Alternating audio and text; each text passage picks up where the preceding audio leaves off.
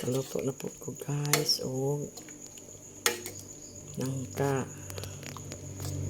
Para po din sa akong halo-halo guys. Usa po din nga makapalami sa halo-halo guys. Ang nangka. Ini kayo ni guys. Ganahan di ko og kanang ang imong halo-halo kompleto Ricardo sa sagol di siya kompleto siya.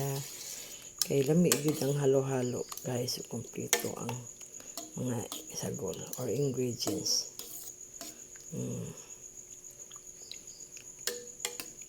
Okay na ni guys, luto na ni. So ini paninda na nako ugma sa baywalk, sa Bato Baywalk. Ready na ang akong mga ingredients. Kompleto na ko mga ingredients. Di na ko mahutdan kay nagtibo naman ko guys. Salamat sa inyo po watching guys.